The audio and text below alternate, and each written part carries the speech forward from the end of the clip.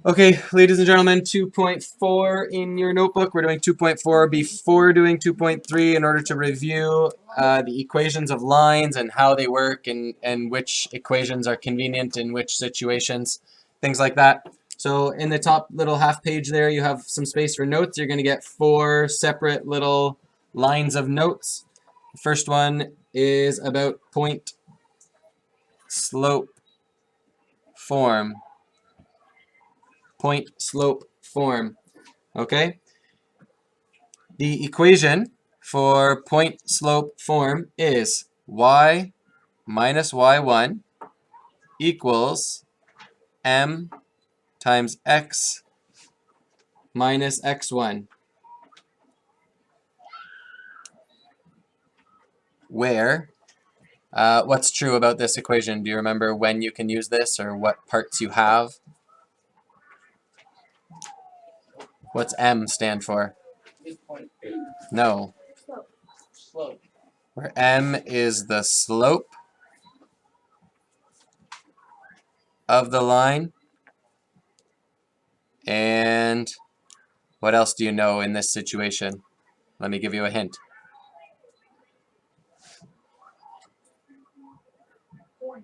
You know, a point on the line. What is the point on the line? The point on the line is the coordinates x1, y1. And x1, y1 is a point on the line. Okay, so you're going to use this formula when you know a point and you know the slope. Okay? The y and the x just stay there. You don't do anything to them. You sub in your slope where the m is, and then you put in the y coordinate and the x coordinate of the point that you know, and then you distribute, and when you wash it out and add and subtract this to both sides, you'll end up with something in y equals mx plus b. Okay? Next is standard form. Standard form. The general equation for the standard form of a linear equation is ax, capital A, plus capital by plus c equals 0.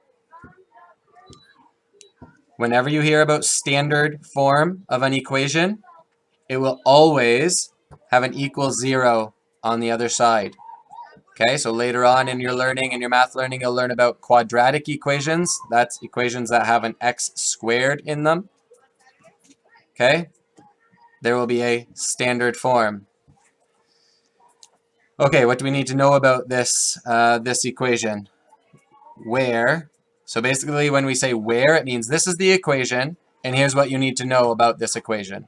So this is the equation, and here's what you need to know about it, where A, capital B, and capital C are integers.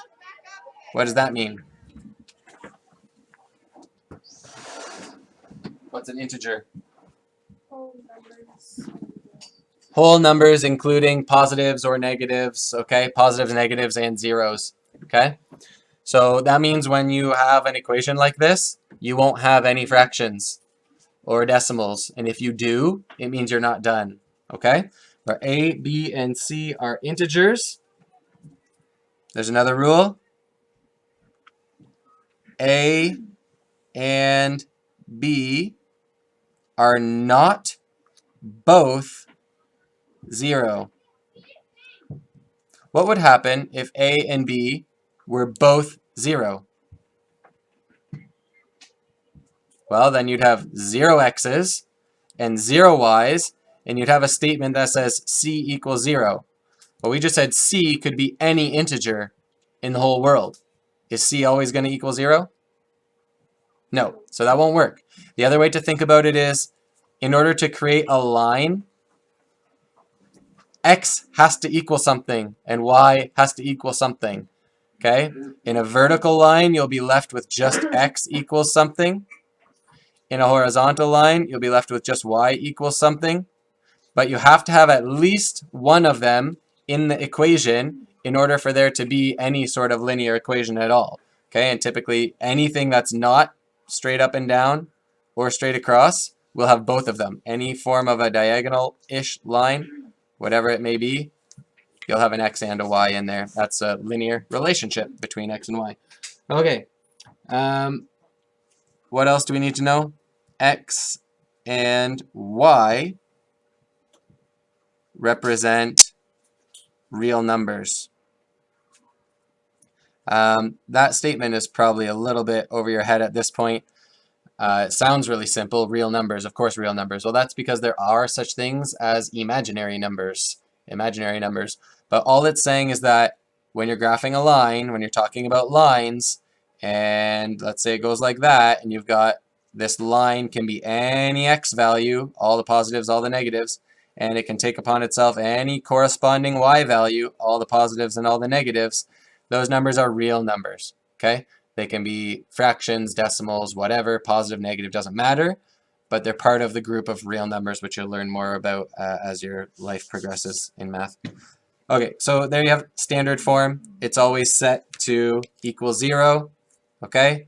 It has some multiplier with the x. What happens if a is 1? Do I need to write it? No. No, because 1x is 1x, okay? Then you have some multiplier of y. That's the relationship between x and y, and it involves the constant, okay? You can rearrange this really easily also into y equals mx plus b, but most of the time you don't need to, okay?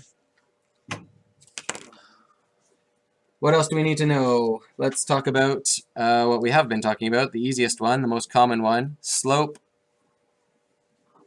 Y-intercept form. Slope Y-int form, and that's our favorite, y equals mx plus b, where what?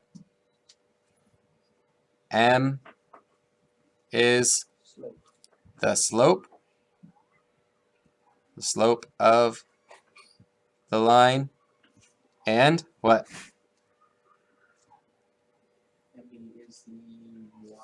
B is the y-intercept. It's right there in the name. Okay, and these are our favorite to graph because all you need to do is start with the y-intercept. Let's say it's there, and then you know the slope. Let's say it's over 2, down 1, over 2, down 1, and then you draw your line. Okay, those ones are pretty straightforward. Slope y-intercept form, that's a favorite to use when graphing. The other quick little note we want is parallel and perpendicular lines. Parallel lines, and we did this the other day, didn't we? We just did this. So,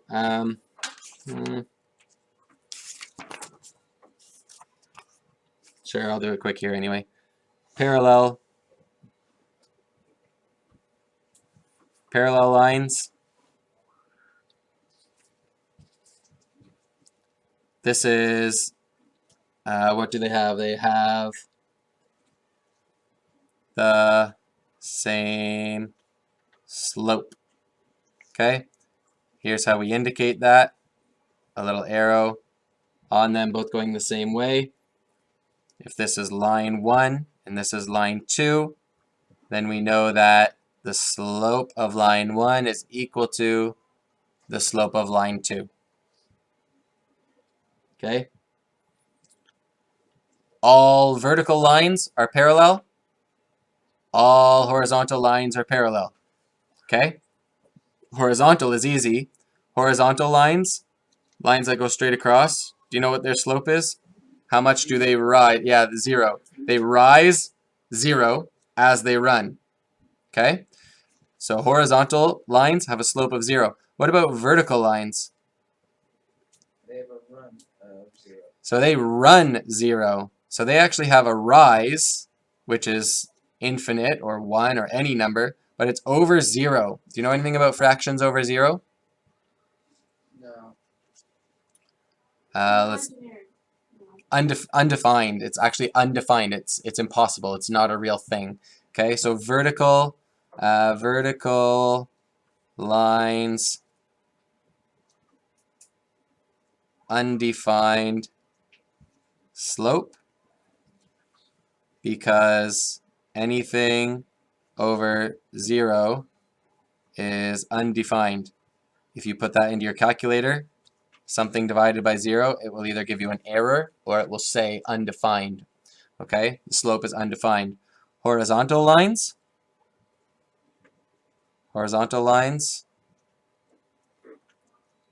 slope is always 0. Okay, it'll be 0 over something, which is just 0, which is not going up or down. Okay? All right, perpendicular. Do you have a little bit of space?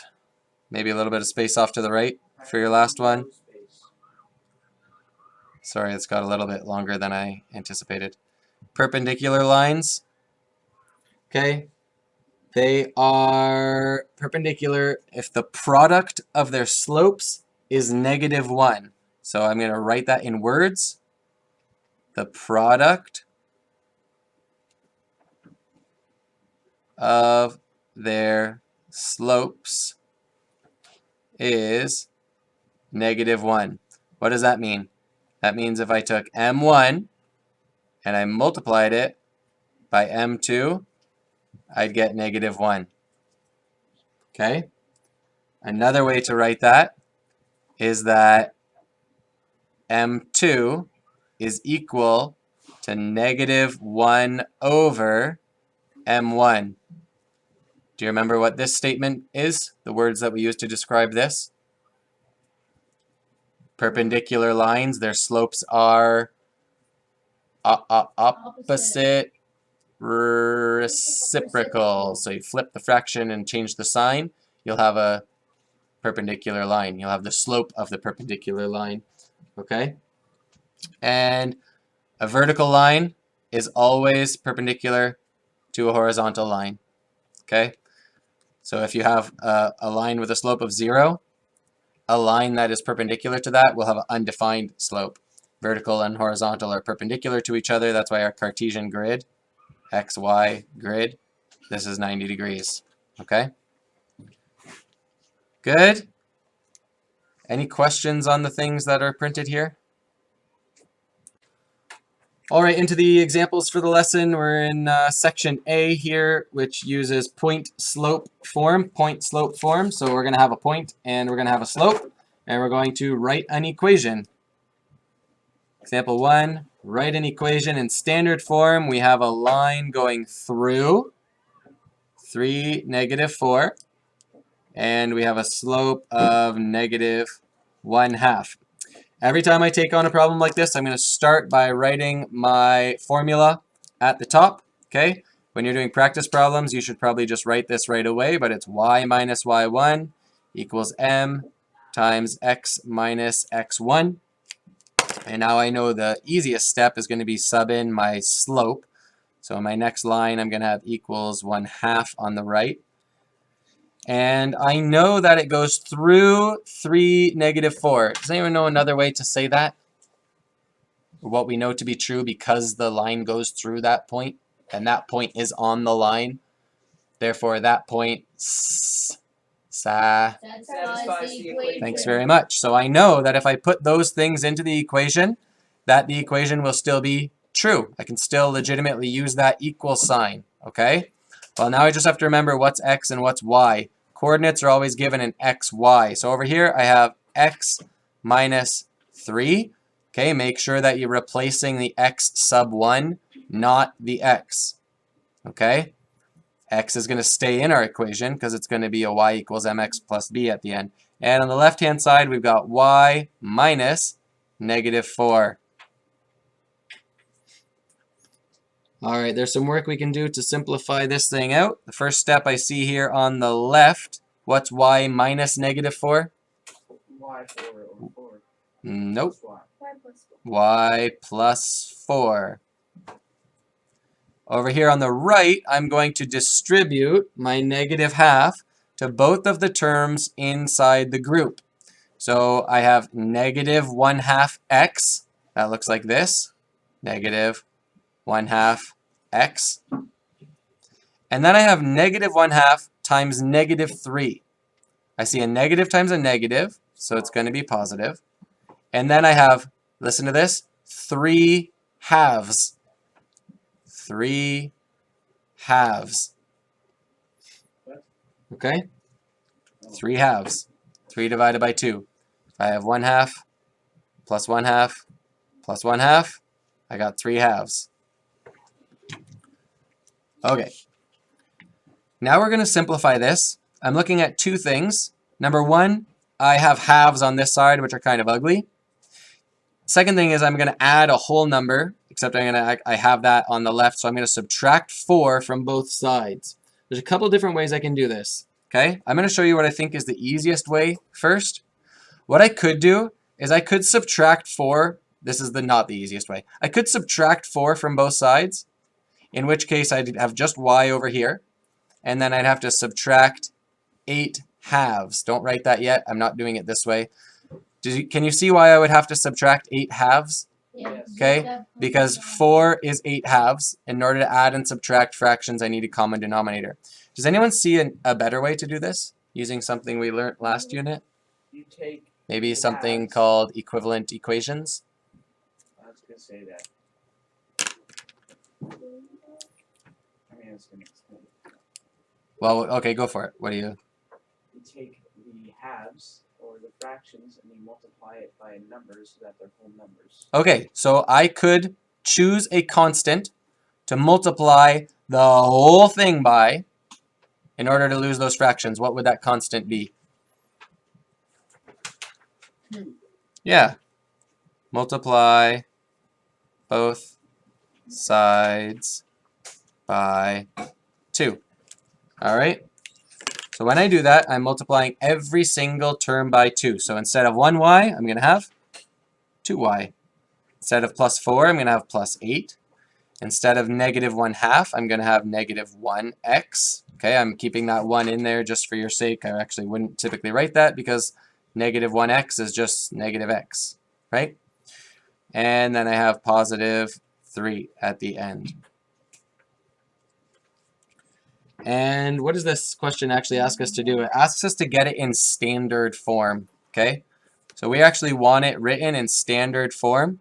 And if we're thinking back to the notes you just took on the top of the page, standard form looks like this: ax plus by plus c equals 0. Okay, so I'm not going for y equals mx plus b. Be careful. Okay, what does that mean? Well, that means I need all my stuff on the left and just a 0 on the right. So what I'm going to do here is simply add x to both sides, and I'm going to take away 3 from both sides. And that will leave me with 0 on the right. Negative x plus x is 0. Negative 3 plus 3 is 0. And over here, I'm going to make sure to put it in the right order. I've got 1x, which I'm just going to write x. I don't need to write a 1 in front of it. I've got positive 2y's. So be careful that that plus sign has to show up because this is a positive 2y. And then what happens here is I have plus 8 minus 3. How many ones? 5. And there you have it. Standard form. This is an equation of a line. It's not in y equals mx plus b, but I know it's a linear relationship because it relates y and x, and neither of them have an exponent of more than 1. They both have an exponent of 1, which you don't need to know about quite yet, but I know it's a linear relationship. It relates x and y, and it's in standard form. All right, let's go ahead and graph that thing. Now, we could do a whole lot of work over again and graph it by, let's say, using intercepts, or graph it by putting it in y equals mx plus b. But they already give us a lot of information. They tell us it goes through the point 3, negative 4. 3, negative 4. So you draw that on your graph. A at, that's going to be in the way. A at 3, negative 4. And then what do we have? We have a slope of negative 1/2. So it's going to go down 1 over 2, down 1 over 2, down 1 over 2. It's going to look something like this. You have grids there, so you can make sure you do it nicely. And we always label our line. This is x plus 2y plus 5 equals 0. All right, turning the page, example 2. Writing equations given 2 points. You've done this already. It's another application of point slope formula, which we just used on the last page, but this time, we're not given the slope.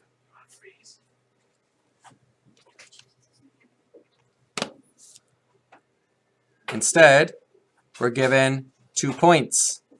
All that means is there's going to be another step. What is the step that's being added to this problem? What do I have to do if I don't have the slope? And I need the equation of a line.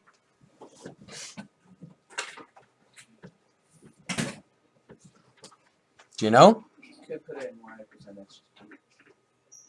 I don't have an m. Isn't there like You could solve for m. a form with the x intercept and y-intercept? I could, but I don't have those. I just have 2 random points. Okay, so I need the slope. Okay, guys, you need the slope. If you are given 2 points, you need to first find the slope. Okay, let's make a little note of that. To use point slope form, comma, I need the slope. I need the slope. How do I find the slope? I forget. Thankfully, in my toolbox, I have something called the slope formula. Okay?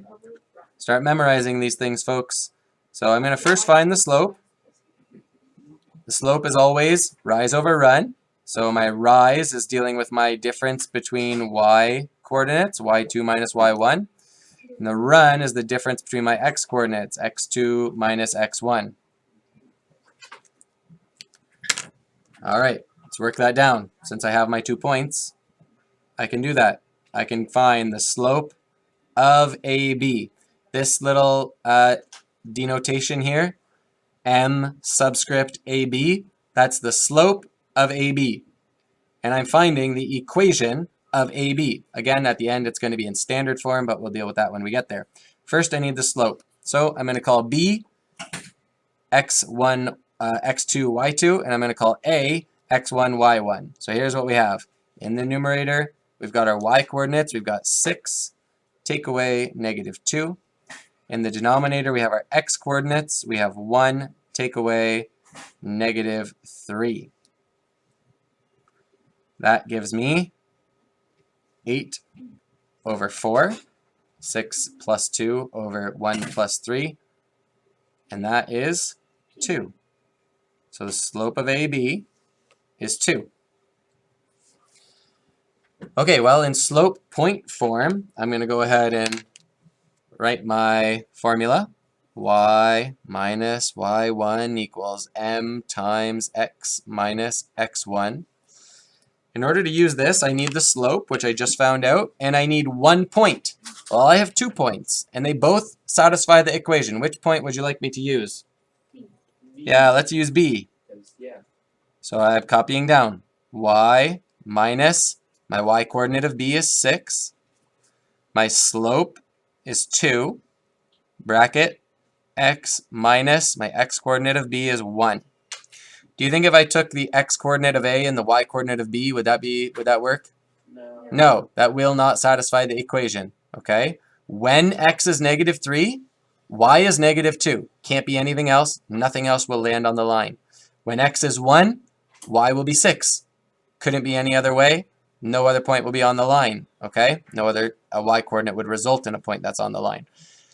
Next step. Simplify. How? Yeah, what's the big scary word for expanding these brackets? Starts with a D. Distributed Yeah, I'm going to distribute the 2 to both terms in the group. So I've got 2x minus 2. And on the left, I still have y minus 6. Now I'm aiming for standard form. So what am I going to do? Subtract from one side. I'm going to get all my stuff on the left side so that it leaves me just with 0 on the right. So I'm going to subtract 2x from both sides, and I'm going to add 2 1s to both sides. So on the left side, that's going to leave me with negative 2x plus y minus, negative 6 plus 2 is, if I'm in, yeah, I'm in negative land 6, and I'm going to jump backwards towards 0, forwards, I guess, towards 0. 2 jumps, that's going to leave me at negative 4, and everything on the right-hand side canceled out here. That was the whole purpose, and there we have it. That is the equation of the line in standard form that goes through A and B. Okay, first thing I had to do was find the slope using slope formula. Then I could use point slope form, put it in, convert to standard form. Generally speaking, going to standard form, you mostly only do that when they ask you to do that. Okay, this would actually be pretty easy to put in y equals mx plus b, because I have y, positive y over here. I've got a slope over here, 2, and then x. And all I would have to do is add 6 to both sides. Okay? And you can see how these are fairly close. I could go from standard form into y equals mx plus b. My y is already positive on the left. All I would need to do is add 2x and add 4. Okay? In case you need to do that as well. On the top of the next page, you have a new section that's using slope y-intercept form. We already took those notes on the first page, so that little space for notes. All you need to do there is write slope y-intercept form. Go ahead, try, see if you know it. What is slope y-intercept form? I'll give you a hint. It's the form in which you need the slope and the y-intercept.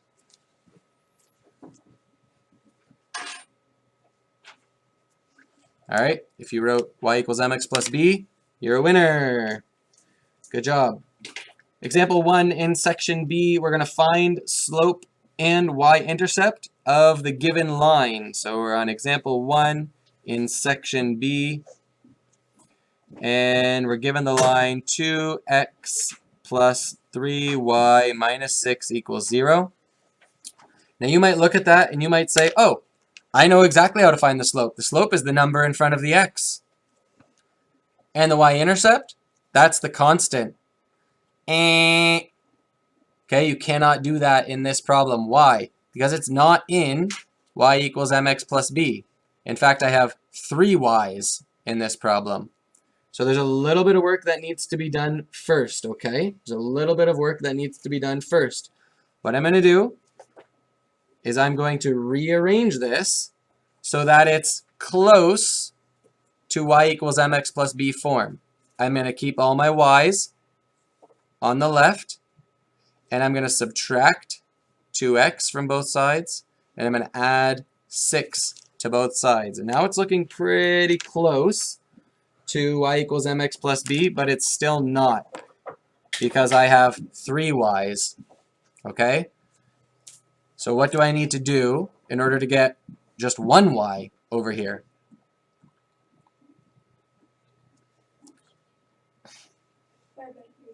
I'm going to divide by 3. Okay, so I'm going to divide by 3. Now, if I divide this side, the stuff on this side by 3, what else do I need to do? I need to divide this whole side by 3. Okay? I could write that as just one line with a 3 in the denominator and the whole side in the top, but I can also split it up term by term, which makes it easier to deal with right now. On the left-hand side, this is easy. The 3's cancel out. That's why I did it. That's going to leave me with just 1 y on the left, which is looking pretty good. Now here, I have negative 2x divided by 3. Negative 2x divided by 3. I can rewrite that as negative 2/3 of an x. Okay? If I have one x and I have 2 of those, and then I cut it into thirds. Okay, so this is one. This group together would be the second section, and that side would be the third section. Okay, if I do that, and then I'm going to cut it into thirds, and I'm going to keep 2 of them. Okay, that's the same as saying, okay, now I have 2/3 of an x. I took my 2 x's, cut them into thirds, and I kept 2/3 of them. Okay, what about over here? 6 divided by 3 is 2. Are we in slope intercept form? No. Yes. Yes. Sure am. I've got my y by itself over here. I've got my slope, and I've got my y-intercept. Okay, so let's label those things as our final answer. We've got a slope of negative 2/3, not negative 2/3 x. X is not part of the slope. It's the coefficient. It's the numerical value in front of the x. And then you have a y-int of positive 2. And that is what we were asked to do in there. You can also go ahead and graph that off to the right. And how do you graph that? Well, you know where the y-intercept is. It's up here at positive 2. And then you know the slope. You're going to go down 2 every time you go over 3. The easiest way to do that, folks, would be look at this. How many do I go down to the x-axis? And now I go over 1, 2, 3. That's going to give me my second point, which means I can draw my line through those points. And I'm going to label this line using the equation that they gave us at the beginning. 2x plus 3y minus 6 equals 0. This is also a good equation for that line. They both graph the exact same line. All right, second example there on part B. Find the slope and y-intercept given 2 points. Okay, so we don't have the slope, but we're given 2 points. What should I do?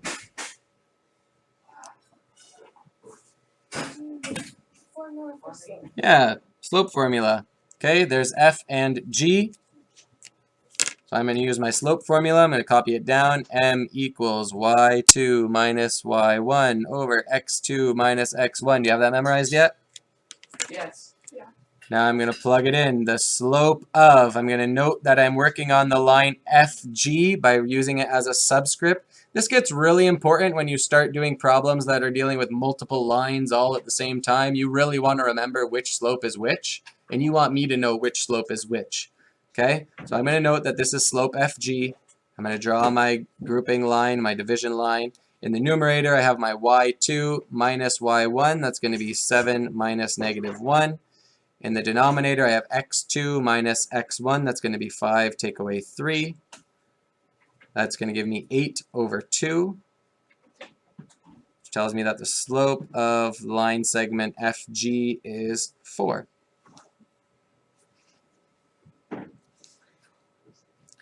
Now that I have the slope, I don't actually know the y-intercept yet, so I have to put this in slope point form because I have the slope and I have 2 points. So that is y minus y1 equals equals m times x minus x1. And which point would you guys like to use? 3, negative 1, or 5, 7? Bigger numbers or a negative number? You really dislike negatives that much? Then I better use them. I'm going to use point F. Okay, so the y-coordinate of point F is negative 1. Slope, I know, is 4. Then I put in my group, x minus x1. I need to make sure that since I took the y-coordinate from F, I take the x-coordinate from F. That's 3. On the left, that's going to simplify y plus 1. Over here, I've got distribution for x minus 12. Do I know the y-intercept yet? Yes. What is it? Negative 12. Incorrect. No, it's Oh, the negative. y-intercept. Incorrect. It is negative 8. Is this in slope-intercept form? No. No. No. So I can't know my intercept until it's in slope-intercept form. What do I still need to do? We need to subtract or add and put I it need all to on one subtract. side. Nope, that would be standard form. So confused. That's right. Slow down your brains every time. What am I doing? Why am I doing it? How do I do it? Subtract. Okay, I'm going to subtract 1 from both sides. That will give me y by itself on the left. It will give me my slope and my intercept. Okay? Therefore, the slope of fg is 4, and the y-int is negative 13.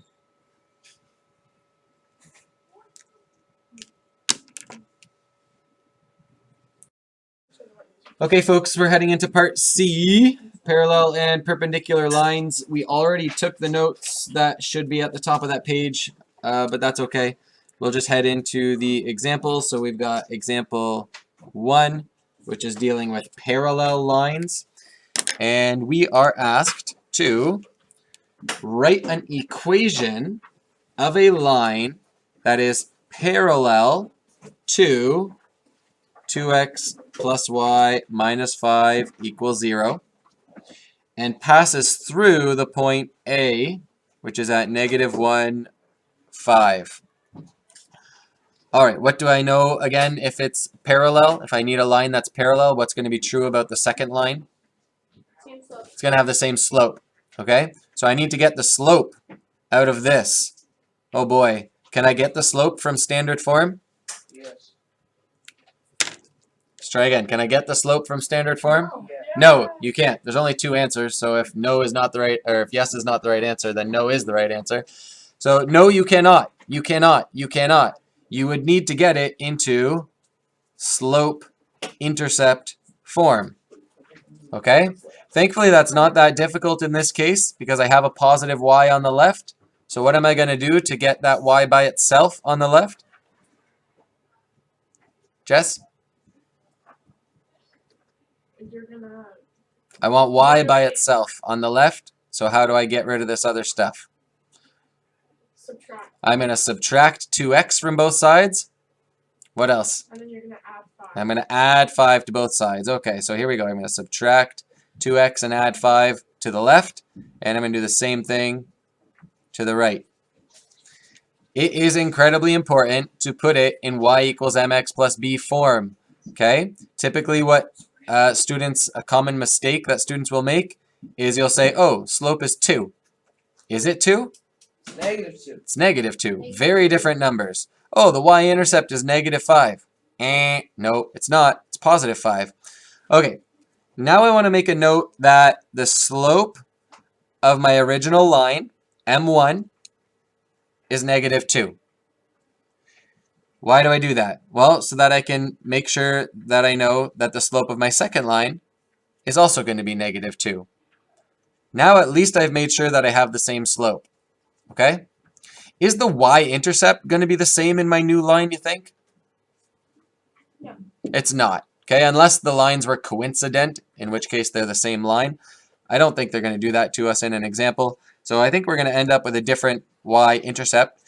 There are 2 ways to get that y-intercept. Number 1 is to use slope point form. The other way is to use slope intercept form and solve for b. I prefer slope point form. I think it's easier. So I'm going to right away write down the formula that I'm going to use. I'm using y minus y1 equals m times x minus x1. If you don't have that formula memorized yet, you should. And now I'm going to solve this out. I know that my new line goes through the point A. So I know that an x value of negative 1 and a y value of 5 will make this statement true, or it will keep it true. Okay? So let's sub those things in for x1 and y1. So I've got y minus 5. I know my slope now. M equals negative 2. Make sure I keep that negative symbol with me every time I copy it down. And in the bracket here I have x minus negative 1. Okay, I'm going to do this step by step so you can kind of see it. But the first thing I need to do is simplify this group inside the bracket. X minus negative 1 is the same as x plus 1. So I'm just going to copy everything else down. In your practice problems or on a test, you might do this just in one step, but that's okay. Next step.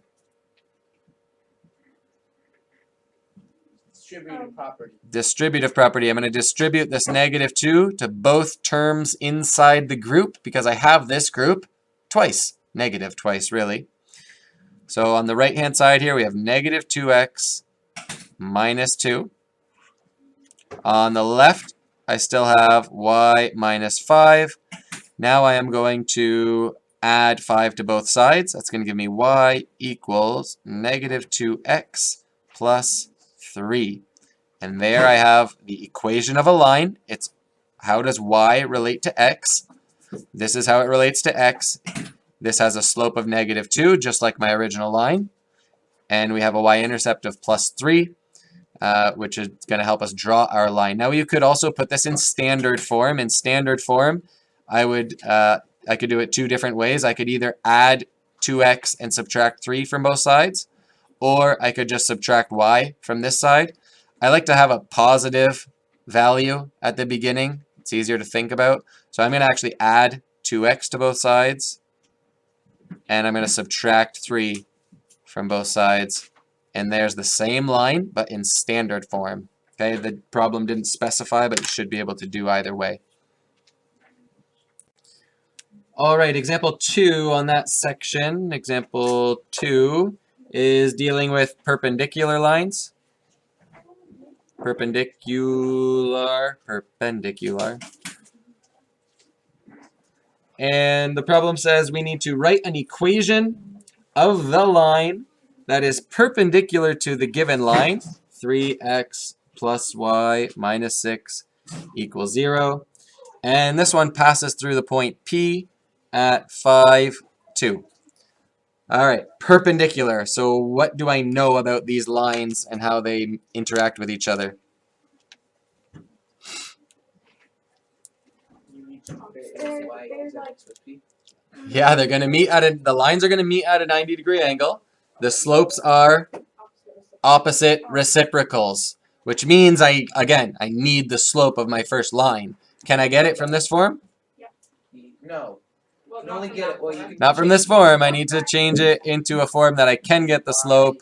So I'm going to subtract 3x and add 6 to both sides. That's going to give me y equals -3x plus 6. Doing those kind of steps a bit quicker now. Okay, you should understand if you need slope, you need to convert it into a form that gives you the slope. Well, that tells me that the slope of this original line is -3. Huh. What is the slope of my second line going to be? If this... They're not parallel. Okay? They're opposite reciprocals. I'm going to explain this in a couple different ways because this is the first time we've done it. I'm going to draw some of your guesses, okay, to show you how wrong you are. Here is a slope of -3, okay? Somebody said -4. Well, a slope of -4 is still a negative slope, and it's slightly more steep than the one we've drawn, so it might look something like this. Does that look perpendicular? Is that a 90-degree angle that we made at this intersection? No. Then somebody said, Mr. E, it's +3. If we have -3, then the next one must be... Okay, here's what +3 looks like. 1/3. There's +3. Does that look like a 90-degree angle? If you look at it from the Nope, right it angle. sure doesn't, sure wouldn't, sure isn't. Don't make things up. Math has rules, and when you learn to play within them, you can do great things. What we're looking for is an opposite reciprocal. I'm going to show that in a couple ways. Number one, if you have a slope of -3, it's going to be perpendicular to a slope that has the opposite sign. So here it's a negative. Our new slope is going to be positive. And instead of being 3/1, it's going to be 1/3. Okay? That tells me my new slope is +1/3. Let me draw that for you. There's our Cartesian grid. Here's a slope of -3. It's going down 3/1, down 3/1. Okay? And this one is going up 1/3. What does that look like? Up 1/3, up 1/3, up 1/3. It looks kind of like it hits at a 90-degree angle there, doesn't it? Oh, wow, isn't that fancy? Okay, Doesn't matter what the first slope is, the second one is always going to be the opposite reciprocal. I'm going to explain that in another way, like I said. Here we go. M2, the slope that I'm looking for, will always be the opposite reciprocal of M1. Whatever the first slope is, all I need to do is change the sign and put it at the bottom of a fraction.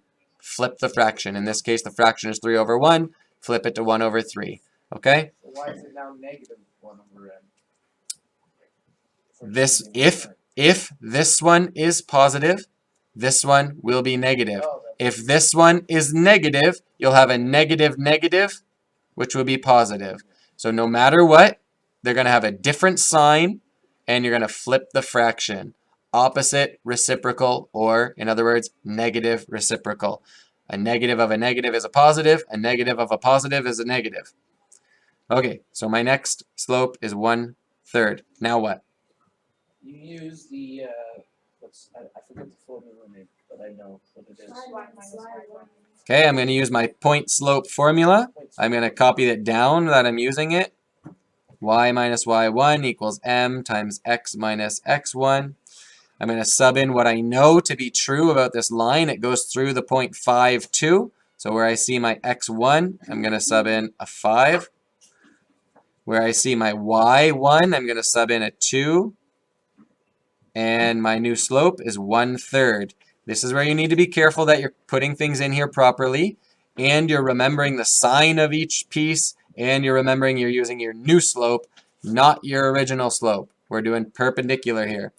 All right, multiply it out. We get y minus 2 equals 1/3 x minus 5/3. Now I can do this a couple different ways. Does anyone remember the quick and easy way to do this? Because I don't want to work with fractions.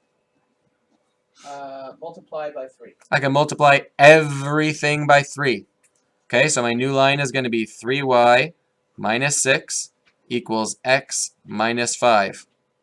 Okay, 1/3 times 3 leaves me with 1x. 5/3 times 3 leaves me with a constant of 5. And because I have 3y, I'm not going to convert this back into y equals mx plus b. I'm going to leave it in standard form. So I'm going to start with my positive x, which means I need to subtract 3y from both sides. And then I'm going to add 6 to both sides, which is going to leave me with a constant of plus 1. That's equal 0.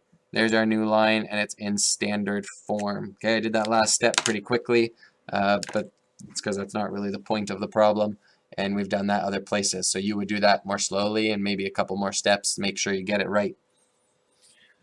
All right, for lesson 2.4, your practice problems are on the bottom of that page in your notebook. They include page 84, numbers 1 through 3, page 85, numbers 1 and 2, and then page 87, number 1 and 2. Yay.